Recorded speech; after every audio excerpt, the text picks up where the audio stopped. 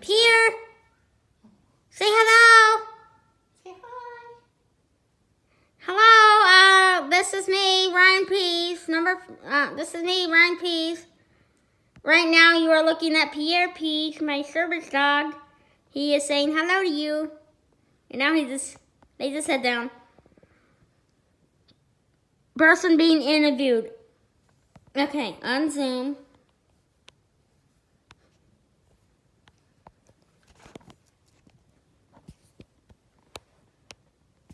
Here is the person being interviewed. Name, Catherine Pease. Or mom, my mom. 9/11 interview questions. How old were you when the attacks took place? If I do my math correctly, I think I was 28 years old that year. Where and what were you doing? Working? Going to school? I was working, and I was on my way to work bright and early that morning. That's when Mommy and Daddy used to live in Wisconsin. And Mommy used to work at the Humane Society doing wildlife rehab. So I was on my way driving into work, and it was kind of like just as I was getting there that it started to come across the radio and in the car, and they were saying, ma'am, that's the next question. oh, sorry. What? Continue. How did you find out about the attacks? Oh, I found out about it from the radio, but I didn't pay any attention to it because it was just as I was getting there, and they said that they didn't know what was happening yet, and they thought that it might have been like a small engine crash or something because they just weren't really aware of what was happening yet. And I thought, oh, okay, well, that's not good. But then I just turned off my radio and went into work. And there's no radio or anything in the area I was working, so I didn't know about what was really happening for like a couple more hours until people started coming in and saying, are you watching the news? Have you seen what happened? So that's how I found out. And then they had TVs at work in different areas, and they were all tuned to that, and then we went out and were watching it. Okay. What emotions and thoughts were going through your mind as you learned about the attacks? What do I remember most thinking? I remember thinking that this is really crazy. I remember thinking like almost being in like disbelief, like this can't be happening. These are things that happen in the United States. We don't have things like that happen, or at least haven't for a long time. So it just didn't seem very real, and we were just watching it the whole time, and I just remember thinking it was kind of scary.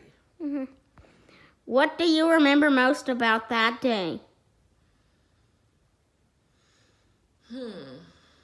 I remember a lot of news.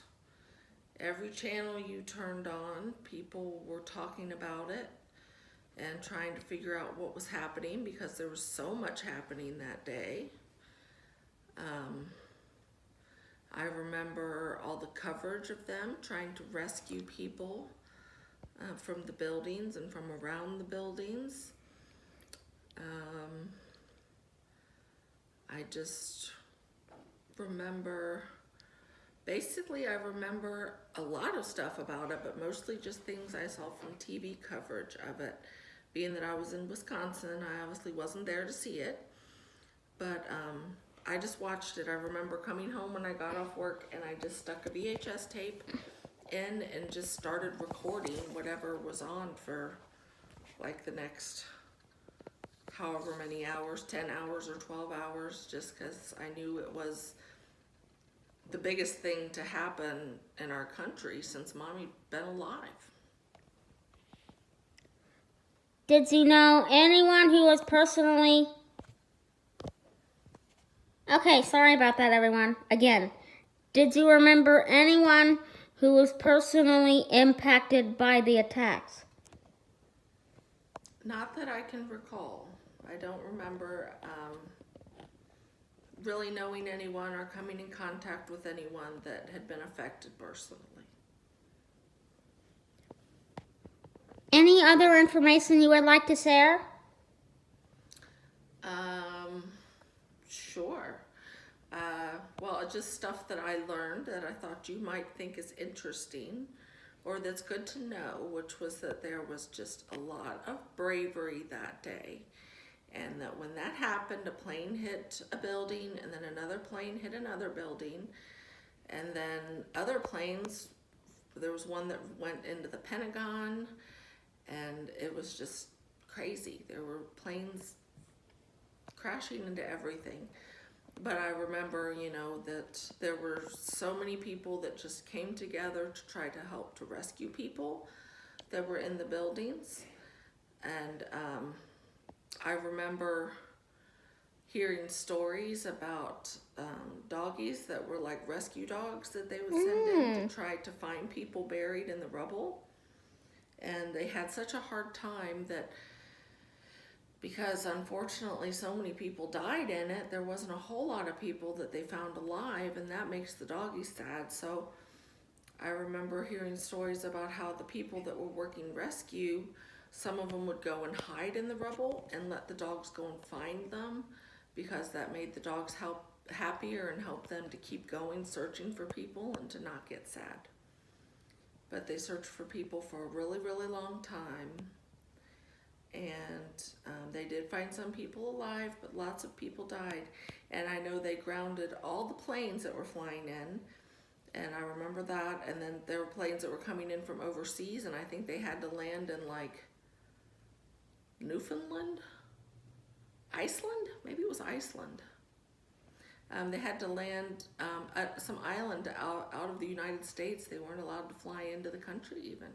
It was just very crazy. They shut everything down because they didn't know what was happening yet, and it was just, it was a very sad day and very scary because we didn't understand what was happening, and it didn't seem like something that could happen here.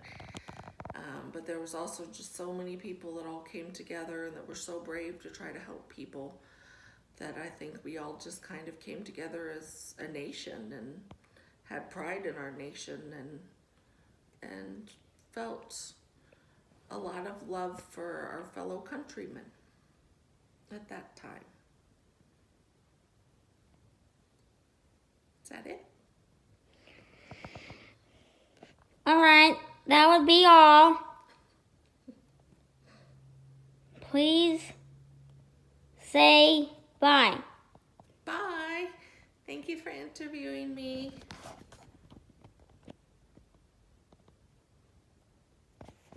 Pierre, Pussy Pop, would you like to say bye?